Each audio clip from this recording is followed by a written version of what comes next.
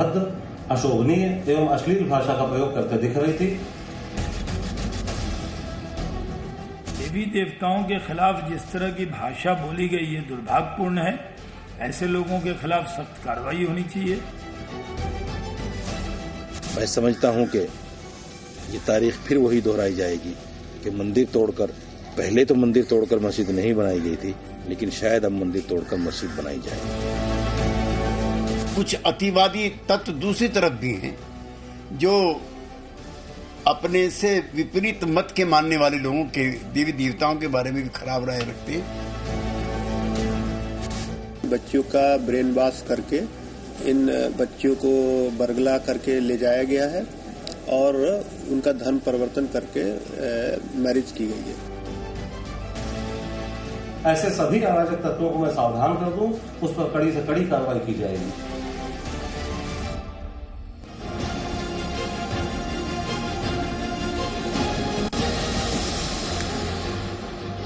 नमस्कार, शाम के 5 बज चुके हैं। आप जानते हैं वक्त हो गया बहस का नंबर 1 शो ताल ठोक के आपके साथ मैं हूं अमन चोपड़ा। हिंदुओं के खिलाफ जिहाद कब तक? कहीं लव जिहाद तो कहीं डिजिटल जिहाद। जी हां, हीर खान से लेकर सुष्मिता सिन्हा तक हिंदू आस्था का अपमान। क्या इतना आसान? क्या राम मंदिर निर्माण की चिढ़ की वजह से हिंदुओं और हिंदू आस्था पर लगातार चोट की जा रही है? क्या राम मंदिर निर्माण का बदला हिंदू देवी देवताओं के अपमान से लिया जाएगा क्या? देखिए, पहले राम मंदिर तोड़ने की बाबर वाली धमकियां दी गई। साजिद रशीदी आपको नजर आ रहे हैं, वो बाबर वाली धमकियां देते हैं कि राम मंदिर गिरा देंगे। इसके अलावा डिजिटल जिहाद आपको जो तस्वीर में नजर आ रहा है, जहां देवी देवताओं का अपमान हीर खान की तरफ से किया गया। लव जिहाद आपको नजर आ रहा है, जहां केरल में हिंदू बेटी बेटियों के साथ लव जिहाद। कानपुर में, केरल से लेकर कानपुर तक लव जिहाद की साजिश है। और आपको बता दें, हिंदू देवी देवताओं पर अपमानजनक भाषा और हिंदू परंपराओं का अपमान बार बार किया जा रहा है। केरल से लेकर कानपुर तक हिंदू बेटियों के खिलाफ लव जिहाद की साजिश हो रही है। हिंदू देवी देवताओं के खिलाफ अपमानजनक टिप्पणी करने वाली हीर खान को गिरफ्तार कर लिया गया। ध्यान रखिए, हीर खान ने जो कुछ कहा, मैं बहुत जिम्मेदारी के साथ कह रहा हूं, उस पर देखिए कोई दंगा नहीं हुआ, कोई सिर काटने की धमकी नहीं दी गई, कहीं थाने में आग नहीं लगाई गई, कोई एम्बुलेंस नहीं फूकी गई, कहीं थाने नहीं फूके गए, कोई गाड़ियां नहीं जलाई गई, बल्कि कानून के तहत कार्रवाई की गई। लेकिन सवाल है कि हिंदुस्तान में हिंदुओं के खिलाफ ऐसी जिहादी साजिश की छूट कब तक मिली रहेगी? ये जो डिजिटल जिहाद है, जो हीर खान और सुष्मिता सिन्हा वाला हमको देखने को मिला, जो हीर खान की तरफ से, इसलिए हम लोग सवाल भी उठा रहे हैं कि राम मंदिर से चिढ़, इसलिए हिंदू आस्था पर चोट, हिंदुओं पर चोट। क्या राम मंदिर की खुन्नस हिंदू देवी देवताओं से निकाली जा रही है क्या? मेरे साथ संबित पात्रा, बीजेपी के राष्ट्रीय प्रवक्ता, इस वक्त जुड़ चुके हैं और मेरे साथ इसके अलावा एक बहुत बड़ा पैनल है। लेकिन सबसे पहले संबित पात्रा, आप ही से मैं शुरू कर रहा हूं। मतलब आप लोग हैं सत्ता में और ये कहा जाता है कि भाई जो है, आप लोगों पर आरोप इस तरह के लगाए जाते हैं कि आप हिंदूवादी हैं। आप लोगों के होते हुए ऐसी जिहादी साजिशें हिंदुओं के खिलाफ, मतलब मैंने तो बयान सुना, खुन्नस तो आई लेकिन कानून पर भरोसा था, हीर खान अरेस्ट हुई। लेकिन सवाल तो ज़हन में ही आता ना कि आजादी, हिंदू आस्था, हिंदू देवी देवताओं के अपमान इतना आसान है क्या आपके होते हुए? रोज का हो गया, हम तो रोज सोशल मीडिया पर देखते हैं, नाम बदल जाते हैं, अपमान नहीं बदलता। संबित,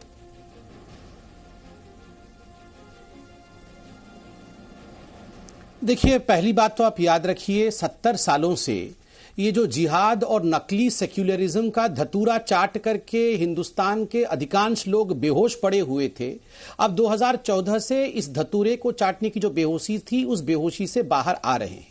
मैं बार बार इस शब्द का इस्तेमाल करूंगा कि जो नकली सेक्युलरिज्म का धतूरा चाट के, क्योंकि आपको याद होगा जिस महिला को आप बीच में दिखा रहे हैं, जिसका नाम हीर खान है, और जिस प्रकार की टिप्पणियां इसने हिंदू देवी देवताओं के लिए की है, वो इतनी भद्दी है कि आप दिखा भी नहीं सकते हैं और मैं सुन भी नहीं सकता हूं। उसके लिए 3 पत्रकार बहुत महान थे, उन 3 पत्रकारों का नाम नहीं लूंगा, और उनमें से एक पत्रकार रोज कहता है, मैं उसी के नाम पे कह रहा हूं, ये सेक्युलरिज्म का धतूरा, नकली सेक्युलरिज्म का धतूरा चाटा हुआ था। धीरे धीरे हम उस बेहोशी से बाहर आ रहे हैं। दूसरी बात, आपने कहा क्या हमने राम मंदिर जो बनाया है उसके कारण ऐसा हो रहा है? देखिए, इसमें कोई दो मत नहीं है कि एक तबका है, उसमें चिढ़ है। आर्टिकल 370 का हटना, ट्रिपल तलाक का हटना, राम मंदिर का बनना, उसमें चिढ़, CAA का आना, चिढ़ जरूर है, मगर ये एक माइंडसेट है। ये चिढ़ जरूर है, किंतु ये माइंडसेट शुरू से था। मैं एक उदाहरण देता हूं। 1920 में एक किताब लिखा आर्य समाज ने, और उस किताब का नाम था रंगीला रसूल। यह किताब इसलिए लिखा गया क्योंकि उस समय के कुछ इस्लामिस्ट थे जिन्होंने एक पैम्पलेट बांटा जिसमें मां सीता के लिए भद्दी टिप्पणियां की गई 1920 में, तो उसके बदले में एक किताब लिखा गया। उस किताब के ऊपर फतवा जारी हुआ और जो पब्लिशर था, पब्लिशर का नाम था महाशय राजपाल, उसका गर्दन काट के उनको मार दिया गया अक्टूबर 1929 में, जबकि वो कोर्ट से एक्विट हो गए थे, अंग्रेजी कोर्ट से एक्विट हो गए थे। 1929 में मार दिया गया। तो ये एक माइंडसेट है। तस्लीमा नसरीन को गला काटने की धमकी, सलमान रुश्दी को धमकी, कमलेश तिवारी को मार देना। उसी प्रकार से आपने नवीन, एक दलित युवक नवीन ने जो ट्वीट किया था बेंगलुरु में, उसके बाद कांग्रेस के ही विधायक के घर को फूंक देना, ये एक माइंडसेट है और इसी प्रकार से ये माइंडसेट काम करती है।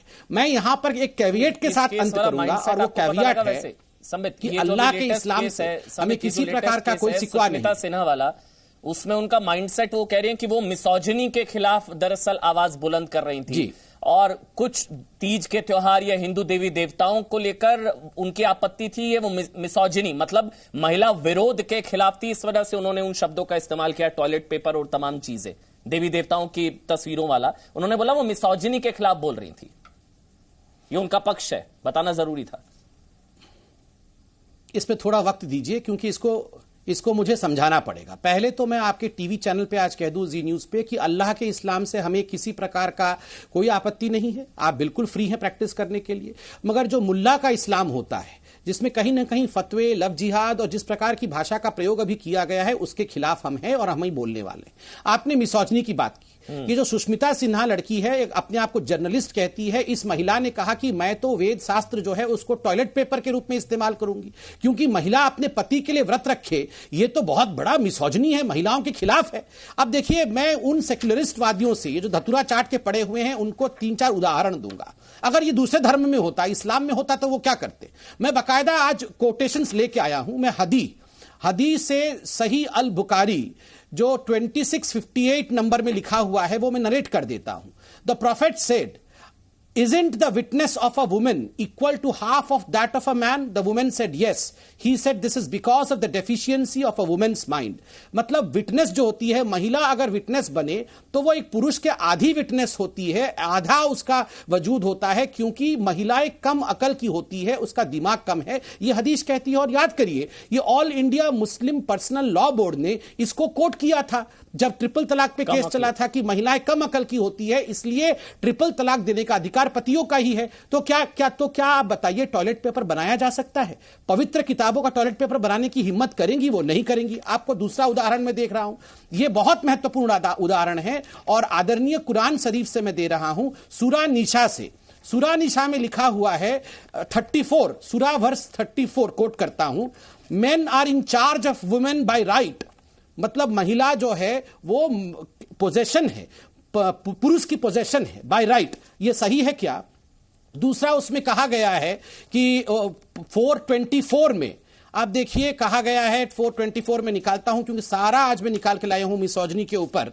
424 और 129, 128, इसमें कहा गया है, so what ever you enjoy of marriage from them give them there due compensation.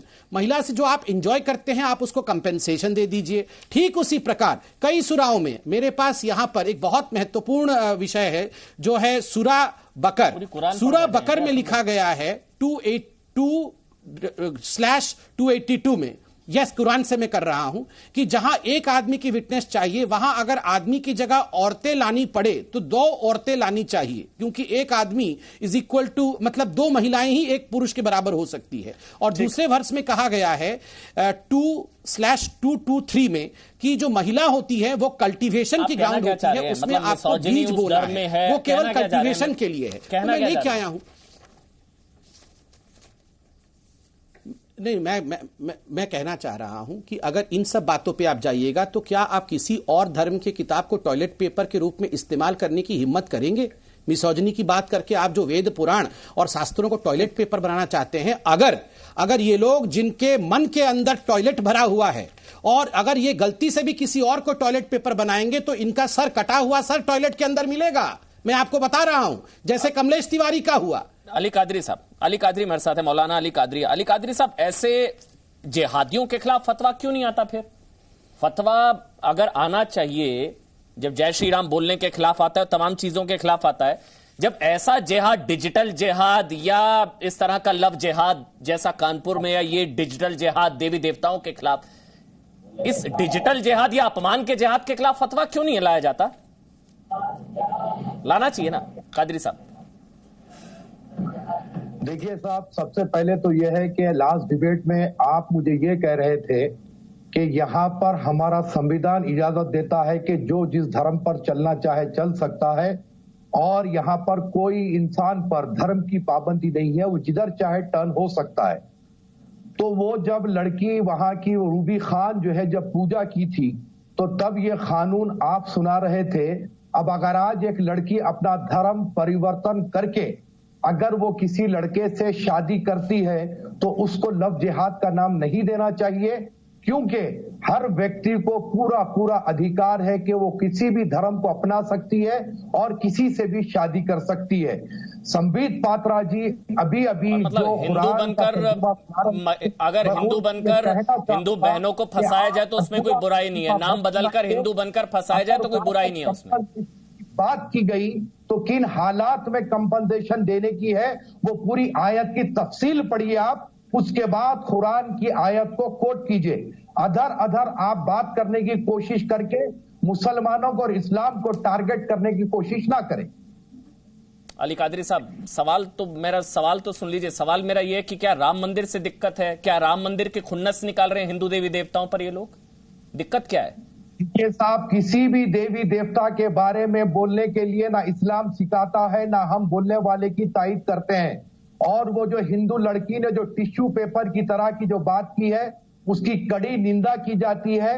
हर धर्म का आदर किया जाना चाहिए। और हीर खान, और अगर कोई ऐसा करता है तो उसको पुलिस सजा देना चाहिए। हीर खान, जो हीर खान की तरफ से गाली गलौज और अपमानजनक शब्दों का इस्तेमाल किया गया देवी देवताओं के लिए, ना देखिए, कोई खान भी जो है देवी देवताओं के बारे में बोले तो हम उसकी तायीद नहीं करेंगे, क्योंकि हर धर्म का आदर है और कानूनन होना चाहिए, सब संविधान के हिसाब से सजा होनी चाहिए, है ना? हमारे प्रॉफिट मोहम्मद है, किसी के मुतालिक भी गलत भाषा का प्रयोग क्या करना चाहिए? अब क्या करना चाहिए? उसके खिलाफ में केस बुक होना चाहिए। केस बुक होना चाहिए। बेंगलुरु तो नहीं होना चाहिए ना? बेंगलुरु दंगे वंगे तो नहीं होने चाहिए, कमलेश तिवारी तो नहीं होना चाहिए, शार्ली एब्दो तो नहीं होना चाहिए, केस होना चाहिए, है ना? एक बात आपको मैं क्लियर करना चाहूंगा अमन, आप ये बात को समझ लीजिए कि हम प्रॉफिट मोहम्मद के बारे में बहुत सेंसिटिव है, और अगर उनकी शान में किसी किस्म की कोई गुस्ताखी होगी तो हम उसको खतई न बख्शेंगे। के बारे में सेंसिटिव नहीं है। अच्छा, यहाँ अच्छा, मतलब के बारे में सेंसिटिव है। सारे सेंसिटिविटी एक धर्म में, दूसरे धर्म में कुछ होगा तो वहां केस होगा, आपके बारे में कुछ ऐसा कुछ कहा गया तो फिर आतंकी हमला होगा। ना आतंकी हमला, देखिए यहाँ पर हिंदू कट्टरवादी भी है, मुसलमान कट्टरवादी भी है। अगर आप इस्लामिक टेररिज्म कहेंगे तो फिर वहां पर हिंदू टेररिज्म भी कहा जाना पड़ेगा। नहीं, मैं समझे नहीं, मैं एक मिनट, मेरे को क्लैरिटी नहीं हो पा रही, मतलब मेरे को आपके हिपोक्रेसी नजर आ रही है, डबल स्टैंडर्ड। आराम से मेरा सवाल सुनिएगा। आपने कहा हीर खान की तरफ से जो देवी देवताओं को लेकर गाली गलौज या अपमानजनक शब्दों का इस्तेमाल किया गया, उसमें केस होना चाहिए, कानूनन गिरफ्तारी होनी चाहिए संवैधानिक तरीके से। ठीक कहा मैंने? बिल्कुल होना चाहिए। तो नवीन के मामले में बेंगलोर को जला दिया था। हाँ बिल्कुल, आप अगर वक्त पर एक्शन लिए होते तो रोड लोगों पर, सड़कों पर लोग, अच्छा, वक्त पर एक्शन नहीं होगा तो आतंकी हमला या दंगे कराए जा सकते हैं, तो उसमें बुराई नहीं है। आपका मतलब आपका इस्लाम ये कहता है कि अगर कानूनन कार्रवाई नहीं हुई तो दंगे जायज हैं।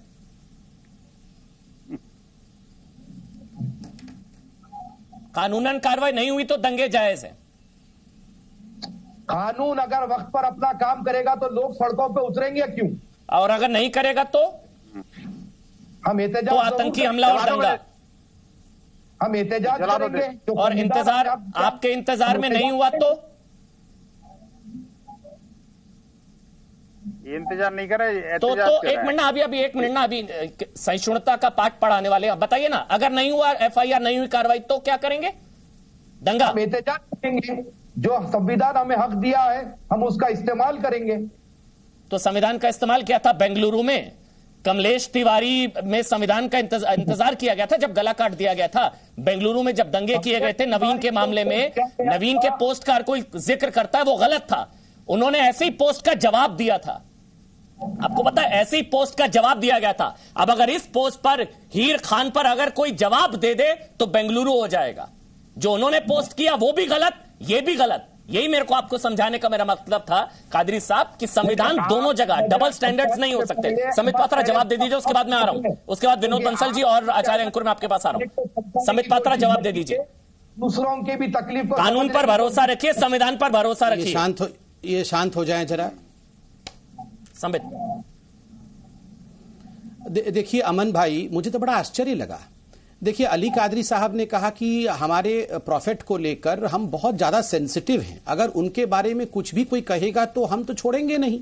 और आपने देखा कि किस प्रकार बेंगलुरु के हिंसा को भी ये एक तरह से जस्टिफाई कर रहे हैं, जबकि 3-4 घंटे के अंदर नवीन की गिरफ्तारी भी हो गई तो वो उसको जस्टिफाई कर रहे हैं।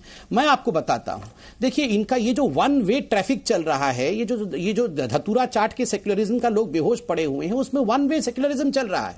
आप याद कीजिए चंद दिनों पहले अकरम हुसैन नामक आर्टिस्ट ने कृष्ण भगवान को किस प्रकार से बार बालाओं के साथ बार में दिखाया, MF हुसैन ने भगवतियों के किस प्रकार से नग्न चित्रण किया था।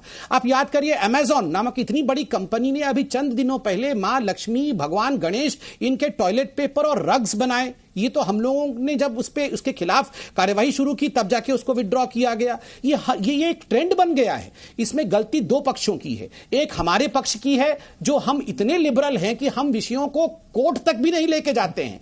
बाकी तो छोड़ दीजिए, मैं तो कभी नहीं कह रहा हूं कि हिंसा करना चाहिए, ना हम कर सकते हैं, हम वैसे लोग भी नहीं हैं, मगर हम कई बार कोर्ट तक भी नहीं जाते हैं और सेक्युलरिज्म का धतूरा चाट करके बेहोश हो जाते हैं। और दूसरे ये मैं अल्लाह के इस्लाम पे कुछ नहीं कहता हूं, मगर ये जो लोग बैठे हुए हैं यहां पर, जो लोग कहते हैं 15 करोड़ वर्सेस 100 करोड़, जो लोग कहते हैं कि हमारे पूर्वजों ने लाल किला दिया है, हमारे पूर्वजों ने रेड फोर्ट दिया है, हमारे पूर्वजों ने बाबरी मस्जिद बनाया था, तुम लोगों ने क्या बनाया, तुम्हारे पूर्वजों ने क्या दिया, ये माइंडसेट सेपरेट करना बहुत आवश्यक है। माफ करिएगा, आप लोग दोषी हैं मेरी नजर में।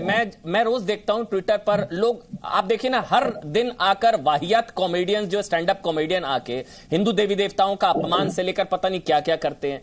आए दिन कोई ना कोई नेता गणेश जी की सूंड का मजाक से लेकर, स्टैंड अप कॉमेडियन से लेकर, हीर खान से लेकर, सुष्मिता सिन्हा से लेकर, इनका डर खत्म हो गया। अब यकीन मानिए इनको ना डर खत्म हो गया है। ये अपने आप को कानून से, संविधान से ऊपर समझते हैं। या तो कानून का डंडा, संविधान का अगर इनको डर होता तो इनकी हिम्मत नहीं होनी चाहिए। यकीन मानिए हम में से कोई ना कह सकता है दूसरे आराध्य धर्म के आराध्य के लिए, ना कहना चाहिए। ये आए दिन आकर गाली देंगे, गाली गलौज करेंगे, बदतमीजी करेंगे, अशोभनीय भाषा का इस्तेमाल करेंगे। आचार्य अंकुर, मैं आपके पास आऊंगा। समेत एक बार मैं बाकी 3 जो पैनलिस्ट हैं उनके एक कमेंट ले लेता हूं, उसके बाद मैं समेत आपके पास आऊंगा। आचार्य अंकुर, ये क्या धैर्य की परीक्षा लेने की कोशिश की जाती है क्या? हमेशा कहा जाता है कि सहिष्णु बनिए, सहनशील बनिए, गंगा जमनी तहजीब का लेक्चर दिया जाता है। अब वो वन साइडेड होगा क्या? अमन भाई धन्यवाद। सबसे पहली बात तो मैं आपको बताऊं कि हम इसको गंगा जमनी ना कहकर के गंगा जमजमी तहजीब कहें तो ज्यादा बेहतर होगा। और वो कादरी साहब ने यहां बता भी दिया है कि इन लोगों का कॉन्सेप्ट एकदम क्लियर है। इन्होंने साफ स्पष्ट यहां पे बैठ के आपके सामने कह दिया है कि भाई हमारे जो सेंटिमेंट्स हैं इनको लेकर के बहुत ज्यादा हैं और हम वो करेंगे जो हमारे मन में आएगा। अगर आप समय से पुलिस नहीं भेजेंगे तो हम वो करेंगे जो उन्होंने बेंगलोर में करके दिखाया है। दूसरी चीज मैं आपको बताऊं कि जो आपने सुष्मिता का केस अभी बताया है, मुझे 1875 में महर्षि देवदयानंद सरस्वती जी ने सत्यार्थ प्रकाश बुक लिखी थी और उसमें सभी दीगर जितने भी मजहब थे सभी की समीक्षा उन्होंने की थी। और कंपैरेटिव स्टडी करते हुए उन्होंने बहुत सारी बुक्स पढ़ी हैं और सभी की समीक्षा भी की है, लेकिन कभी भी किसी भी बुक का उन्होंने अपमान नहीं किया और ना ही कभी उन्होंने कहा कि किसी को फाड़ करके फेंको या कुछ भी करो। अगर आपको उसमें कहीं भी कोई कमी लग रही है तो आप उसके बारे में बात कीजिए। हमारे यहाँ तो ओपन स्टेजेस हैं, आप वहां करके बात तो कीजिए। आप उस सनातन के बारे में बात कर रहे हैं जो कहता है यत्र नार्यस्तु पूज्यन्ते रमन्ते तत्र देवता। तो यदि आप हमें सिखाएंगे कि महिलाओं का सम्मान और अपमान क्या होता है, जहां व्यक्ति, एक पुरुष भी महिलाओं का इतना सम्मान करता है, देवतुल्य उसको मानता है, उसको आप समझाएंगे। और रही बात जहां तक कि हीर खान की, और इतने बहुत सारे और भी बहुत सारे लोग हैं जो सोशल मीडिया पटा हुआ है। ये तो आज एक हीर खान पकड़ी गई है, इनको डर नहीं लगता है? इनको किस बात का डर है? देखिए, आप कानून का डर नहीं, FIR का डर, संविधान का डर। आप खुद बताइए कि कमलेश तिवारी जी की अभी हत्या हुई है, निर्मम हत्या हुई है, और उसका वो वीडियो बनाना चाहते थे और गर्दन काट के हाथ में लेना चाहते थे। आपको भी पता है कि जिस प्रकार से ISIS का जो पूरा का पूरा मॉड्यूल है, जो सिस्टम है, उसके तहत वो भारतवर्ष में इस काम को करना चाहते थे और लखनऊ में, यूपी की जो राजधानी है, उसमें वो करना चाहते थे। और आप बताइए कि उस केस में क्या हुआ है अभी तक। उसके लिए इनके बड़े बड़े संस्थान आ चुके हैं, वो वहां पे वकील भी प्रोवाइड करेंगे, पैसा प्रोवाइड करेंगे, और ये सारे के सारे जितने इनके सिस्टम हैं, जिनको कहा जाता है कि मजहबी तौर पे जो एक मजहब के ढांचे बनाए हुए हैं, ये सारे के सारे सपोर्ट करते हैं इन सबको।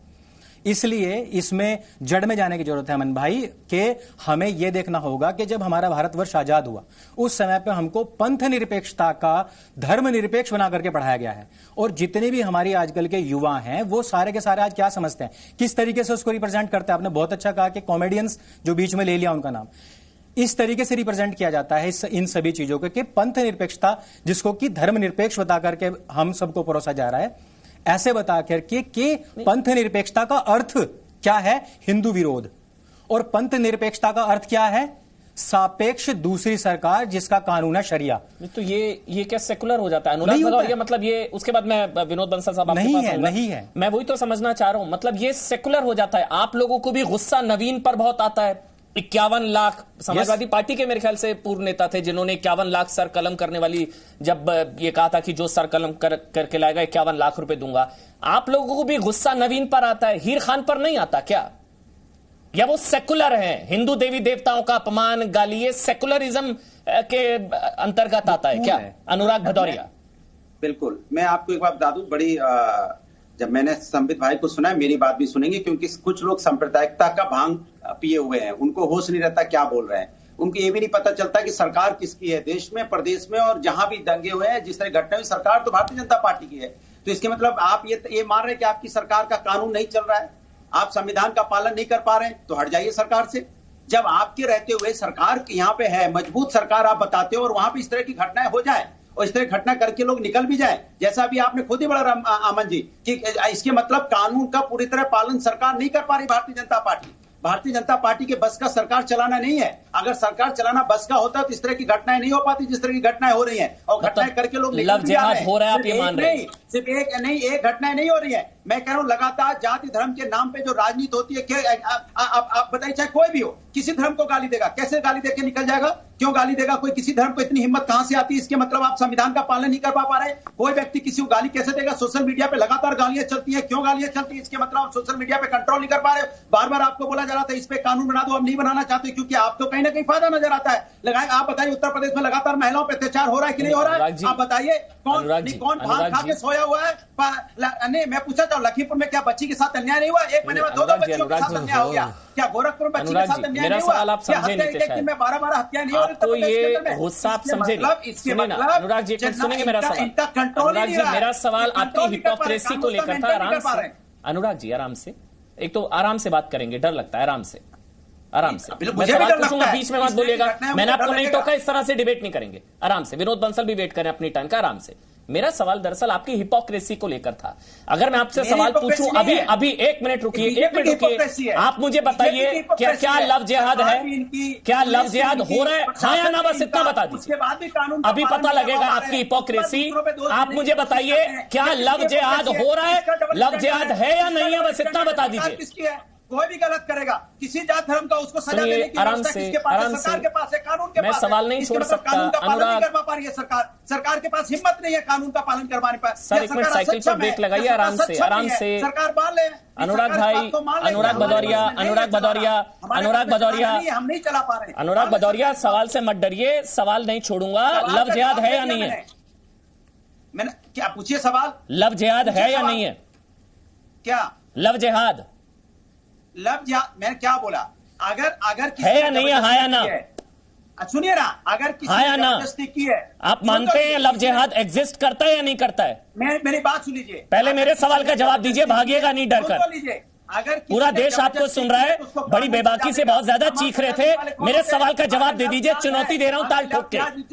लव जिहाद एग्जिस्ट करता है या नहीं करता? एफआईआर होने के बाद उसको कोर्ट में पेश करना चाहिए, सजा देनी चाहिए। अनुराग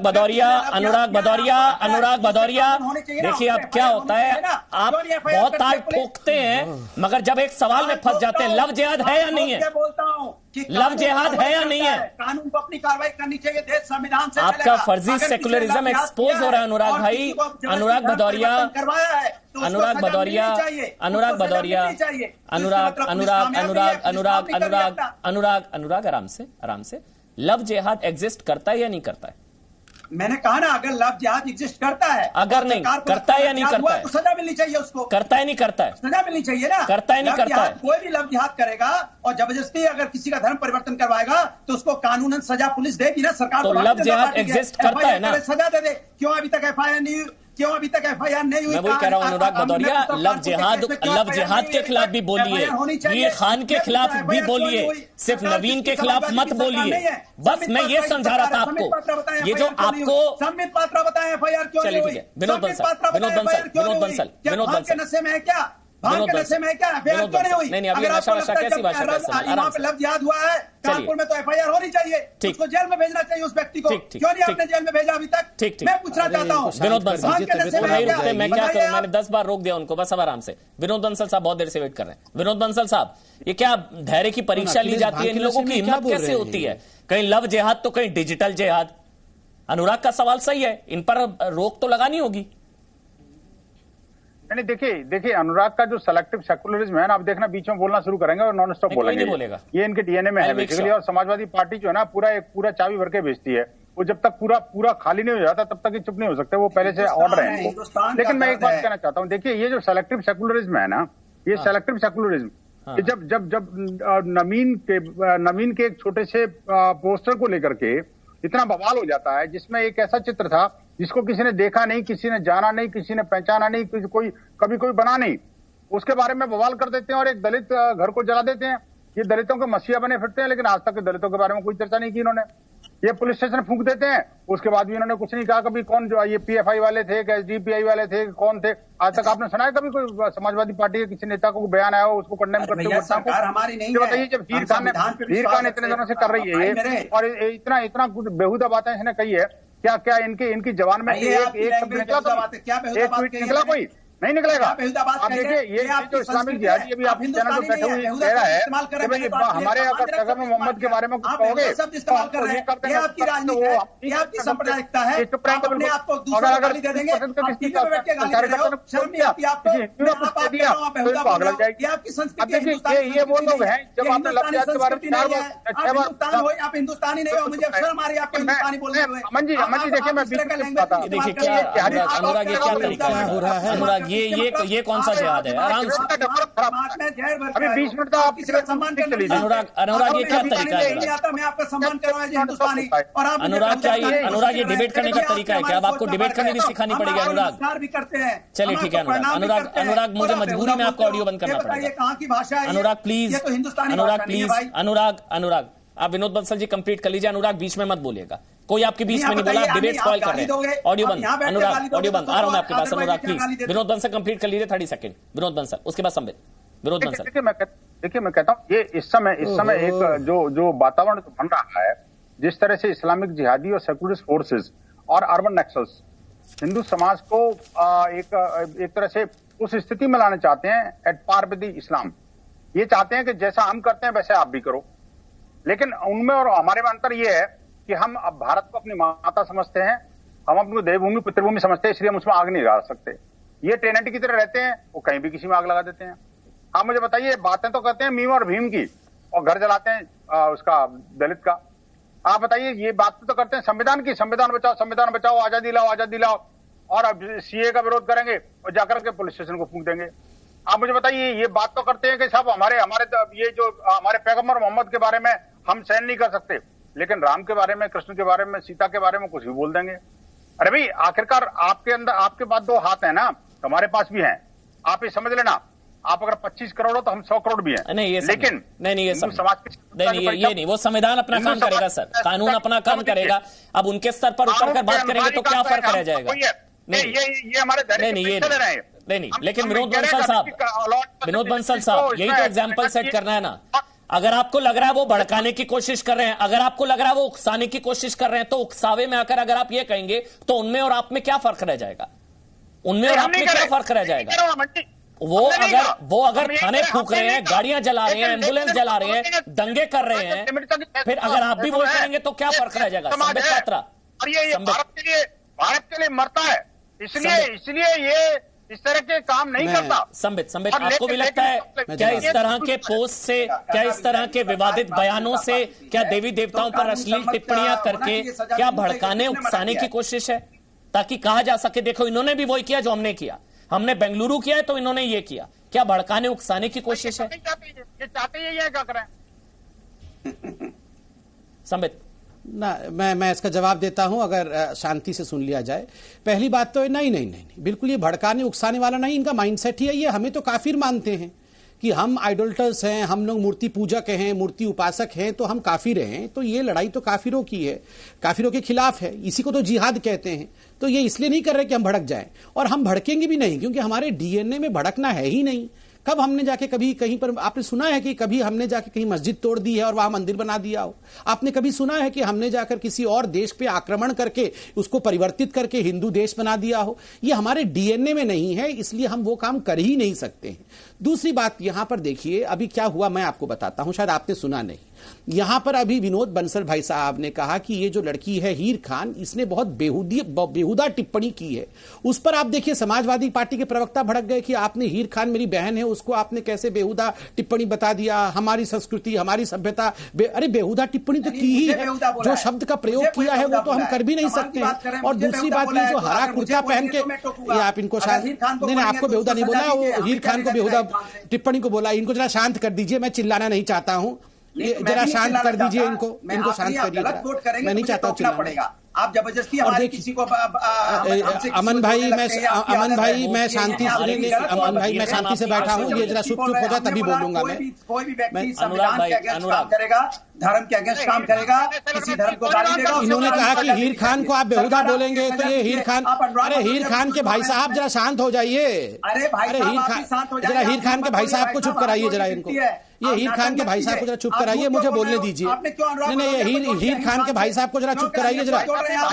ये मौलाना अनुराग को जरा, अरे मान लो मौलाना अनुराग को जरा चुप कराइए, ये मौलाना अनुराग को जरा चुप कराइए पहले। नहीं ये मौलाना अनुराग को जरा, अरे सुन लो मेरी बात जरा। अमन भाई मैं जरा रिक्वेस्ट करता हूँ, मौलाना अनुराग को जरा चुप कराइए तब मैं बोलूंगा प्लीज। मौलाना अमन भाई मैं चिल्ला नहीं रहा था, देखिए क्या हो रहा है अमन भाई, आप भी कंट्रोल नहीं कर पा रहे हैं।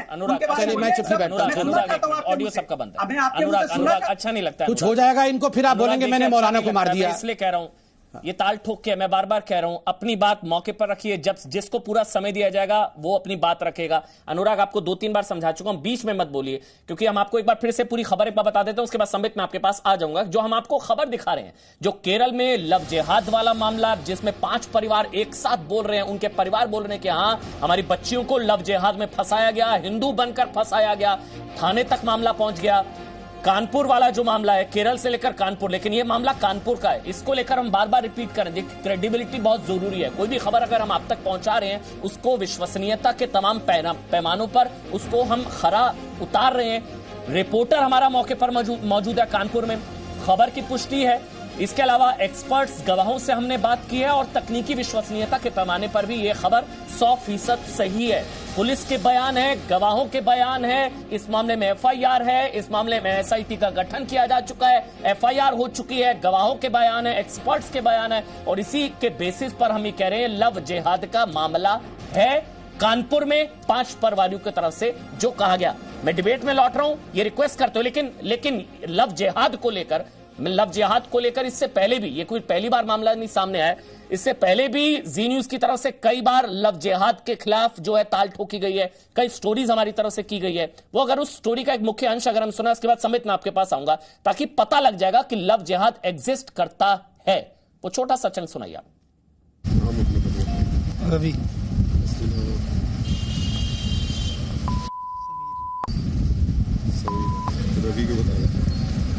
लड़की पटाने में आसानी रहती है, ये तो खुद अपना नाम चेंज कर लेते हैं हम लड़की पटाने के लिए, हिंदू की लड़की पटाने के लिए। मुस्लिम लड़की आसानी से पटती नहीं है ना, क्यों? ये उनके अंदर खूबी है, हिंदू के अंदर लगी अपनी खूबी है। मुस्लिम लड़की क्यों नहीं आपसे प्यार करती? बस जी क्या होता है, उन्हें हमारी हाथ का पता हो, इस वजह से नहीं करती। क्या नाम है आपका? शिवम तोमर। आपका नाम क्या है? अमन चौधरी। अमन चौधरी। अभी तो ये दानिश कह रहे थे, आपका नाम? कौन? इसका नाम दानिश। आपका क्या नाम है? घर का नाम दानिश है। आपने सुना, मतलब शिवम दानिश बन जाता है, नाम बदल लिए जाते हैं, हिंदू नाम रख लिए जाते हैं। ये तो सब कैमरे में कैद हुआ है। ये तमाम चीजें हैं, लव जिहाद एग्जिस्ट करती है, लेकिन मिलता क्या है लव जिहाद से? कादरी साहब, उसके बाद समित में आपके पास आ जाऊंगा। कादरी साहब, ये लव जिहाद क्या मिलता क्या इस लव जिहाद से? ये कोई ISIS से लिंक्ड है? वो तमाम चीजें, नेक्सस NIA की चार्जशीट, कैमरे पर सब कुछ कैद। देखिए अमन, पहली चीज तो जो है इस वीडियो की सही माना में तहकीक होना चाहिए, क्योंकि आज से थोड़े दिन पहले एक इंडियन फ्लैग की बेहुरमती बदतमीजी करते हुए आप लोगों ने एक चैनल पर बतलाया था कि वो मुसलमान है, लेकिन तहकीक करने पे पता चला कि वो लड़का हिंदू था। तो इसी तरीके से आपके ये स्टिंग जो ऑपरेशंस है, इसकी पहली तरीके से आप पूरी कंप्लीटली इसकी तहकीक होना चाहिए कि इसके पीछे है क्या। और रहा सवाल जिहाद जो कह रहे हैं, इनको मौलाना जी को इन्वेस्टिगेशन टीम का इंचार्ज बना रहे हो, जो भी जी न्यूज पर चलेगा उसको पहले इनसे वेरीफाई कराना पड़ेगा। चुप करा दीजिए, पहले इनको चुप करा दीजिए। चलिए ठीक है, बेकार बीच में मत बकिए, खामोश बैठिए आप। मैं आपके बीच में नहीं बोला। आप अपने आका को बोल दो, अरे वो मौलाना को बोल दो, वो मौलाना भी चिल्ला रहा था, उसको भी बोल दो कि बीच में नहीं बोलते। अरे कमाल की बात है, शर्म करो। लव जिहाद जैसी हीनियस क्राइम आप करते हो और आप ये हिंदुओं को बरगलाने की कोशिश करते हो। कैसी बात कर रहे हो आप? अरे कोई टीवी चैनल, एक रेस्पेक्टेबल नेशनल टीवी चैनल है, उसकी रिपोर्ट पर चेक कर रहे हो। शर्म आनी चाहिए आपको, माफी मांगिए। आपको माफी मांगनी चाहिए थी। यहाँ हमारा समाज गलत कर रहा है, हमारे लोग गलत कर रहे हैं, हमारे लड़के जो है जिहाद कर रहे हैं। अरे आपको एक्नॉलेज करना चाहिए था, आपको माफी मांगनी चाहिए इससे। और आप एक चैनल की रिपोर्ट में आप क्वेश्चन रेज कर रहे हो, शर्म आनी चाहिए आपको। तालीम में खाता हो उसमें चेक करते हो आप, और 100 करोड़ की बात कर रहे हो, और दूसरा मीडिया को उसको रिपोर्ट कर रहे हो, लगा रहे हो। शर्म आनी चाहिए आपको। ये शर्म करो, ये हीर खान को समझाओ जो देश को बांटने की कोशिश कर रहे हैं। चलिए कादरी साहब, लेकिन पांच बच्चों के परिवार तो झूठ नहीं बोलेंगे ना। आप कह देंगे जी न्यूज की रिपोर्ट फैब्रिकेटेड है, लेकिन 5 अगर बच्चियां, उनके परिवार तो झूठ नहीं बोलेंगे ना। वहां तो STF का गठन कर दिया गया, NIA की चार्जशीट में तक में जिक्र है, केरल में तमाम चीजें। संबित लव जिहाद जैसी चीज एग्जिस्ट करती है संबित, और अगर करती है तो इस मामले में क्या आप लोगों की तरफ से किया गया है? क्या कोई कमेटी बनाई गई? कितने मामले हैं? कुछ अगर आप बता सके, अगर एग्जिस्ट करती है। हाँ ठीक है, अब मैं बताता हूं, थोड़ा ध्यान से सुनिए, बहुत देर से वेट कर रहा हूं, कोई चिल्लाए ना बीच में। पहले देखिए क्या गलतियां हैं और ये हिंदुस्तान इस राह पे क्यों चल रहा है, बता रहा हूं मैं आपको। अभी देखिए, थोड़ी देर पहले यहां पर बैठे हुए हैं समाजवादी पार्टी के प्रवक्ता, कितना चिल्ला रहे थे। आप इनको जब भी डिबेट में देखेंगे, आप इनको हरे कुर्ते में देखेंगे। क्यों हरे कुर्ते में देखेंगे? क्या हम और आप बुद्धिमान नहीं है, जान नहीं पाते ये क्यों हरे कुर्ते में आते हैं? ये गंगा जमुनी तहजीब, इसका जो ठेकेदार हम सब बने हुए हैं कि हम तो हरा कुर्ता पहनेंगे। आप मुझे एक मौलाना दिखा दीजिए कोई टीका लगा के डिबेट में बैठता हो कि चलो मैं बाकी लोगों को खुश करने के लिए टीका लगा के बैठूंगा। मुझे एक दिखा दीजिए कि एक मौलाना कोई इस पूरे हिंदुस्तान में, क्या पूरे विश्व में हो, कि जो डिबेट में आने से पहले कहता हो कि चलो आज मैं टीका लगा के जाता हूं कि मेरे हिंदू भाई जो है वो खुश हो जाएंगे। नहीं, मगर हमारा ये है, देखिए ये बैठा है नीचे, ये हरा कुर्ता, ये हरे कुर्ता, मतलब 100 हरे कुर्ते हैं, हरे कुर्ता ही पहनना है। क्यों पहनना है ये हम जान नहीं पा रहे हैं क्या? ये क्यों पहनना है आप भी जानते हैं।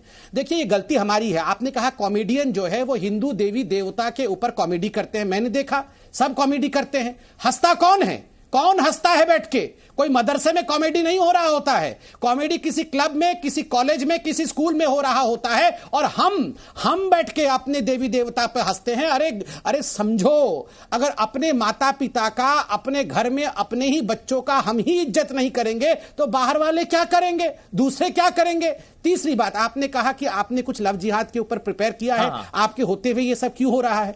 देखिए 6 वर्ष हमें आए हुए हुआ है, हमने आर्टिकल 370 हटा दिया, हमने किस प्रकार से ट्रिपल तलाक के ऊपर बैन डाला, हमने किस प्रकार से राम मंदिर का विषय को सुलझा करके भव्य राम मंदिर आज बनने वाला है, हमने CAA कानून हम यहां लेके आए हैं। ये रातों रात अखंड भारत नहीं बन जाता है, थोड़ा धैर्य भी रखना पड़ता है। और हां, ये लड़ाई केवल सरकार की नहीं होती है, सरकार की तो होती ही है कानूनी तरीके से, किंतु जब तक आत्म सम्मान आपके धर्म के लिए अपने हृदय में नहीं होगा, जब तक आप हंसोगे गणेश जी के ऊपर, जब तक जेएनयू जैसे संस्थान में हमारे लोग खड़े होकर सेमिनार करेंगे दुर्गा मां के विषय में किस प्रकार के शब्दों का प्रयोग किया गया मैं यहां बोल नहीं सकता हूं। जब तक डीयू में यह पढ़ाया गया था कि भगवान राम और सीता को लेकर हनुमान के मन में किस प्रकार की भावनाएं थी, ये 70 साल तक हमारे किताबों में पढ़ाया गया था। अरे धिक्कार हो, पहले खुद जागो। ये जो धतूरा चटाया गया है ना गांधी परिवार द्वारा, एंटोनियो माइनो एंड कंपनी द्वारा, तो ये धतूरा नेहरू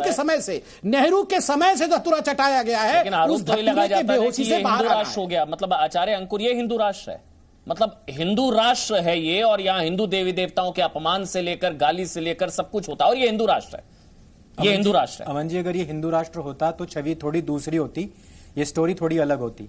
अभी आजकल जो आप देखते हैं, छोटी छोटी बातों के ऊपर शहर जला दिया जाता है, लोगों को घरों में घुस करके मार देता है, और वो भी निर्ममता के साथ मारा जाता है। आपने भी लव जिहाद की जो बात की है, ये मैं चाहता हूं आप दिखाएं भी, और मैं चाहता हूं कि इसका लिंक भी मैं आपको दूं और आप इसको ट्वीट के माध्यम से लोगों को पहुंचाएं। ये हमने 309 पेज की पूरी की पूरी एक रिपोर्ट तैयार की है, जिसमें हमने, अभी कादरी साहब कह रहे थे कि ये सब झूठ है, इसकी जानकारी होनी चाहिए, इसकी रिसर्च होनी चाहिए। ये सारे वो सारी के सारे रिपोर्ट्स हैं जो हमने न्यूज़पेपर से लिंक से ली हैं। ये सारी वो चीजें हैं जो आपने अभी तक की, मतलब पिछले 10 साल से हम खोज करके लेके आए, जिसमें सैकड़ों ऐसे केसेस हैं जो आपको बताएंगे कि कहां कहां पे कौन कौन सा लव जिहाद हुआ है। अभी मैं एक पाकिस्तान का वीडियो देख रहा था जिसमें बता रहे थे वो लोग कि हमने किस प्रकार से बंटवारे के बाद में देखा है कि भारत के अंदर डेमोग्राफी चेंज हुआ है, वहां पे जो है इनकी जनसंख्या किस तरीके से बढ़ रही है। ये फास्टेस्ट ग्रोइंग बताते हैं। मैं कहता हूं ये फास्टेस्ट ग्रोइंग नहीं बल्कि फास्टेस्ट ब्रीडिंग कल्ट बन चुका है। यहां पे इनकी ब्रीडिंग जो है बहुत तेजी से हो रही है। और आगे क्या कहते हैं वो कहते हैं कि लव जिहाद की जो माध्यम है उससे वहां के मुसलमानों ने बहुत स्पीड से वहां की लड़कियों को कन्वर्ट करके ला रहे हैं। अभी आपने कानपुर का एक वो दिखाया, जब दोनों के बीच में प्यार है तो कन्वर्जन का क्या काम है?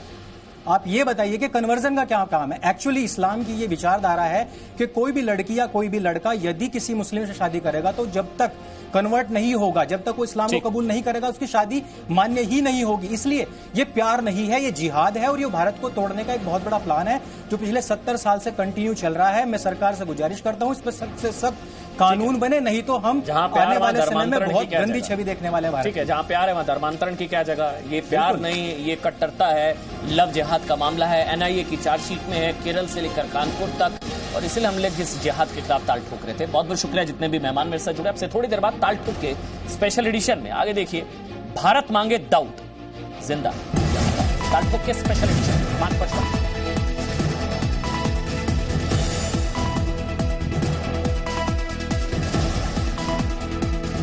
प्रायोजक स्वीटी सुपारी, महक जो बहका दे।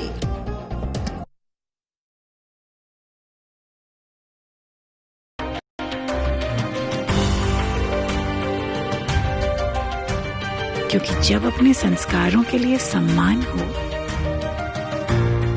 तो दुनिया झुकती है।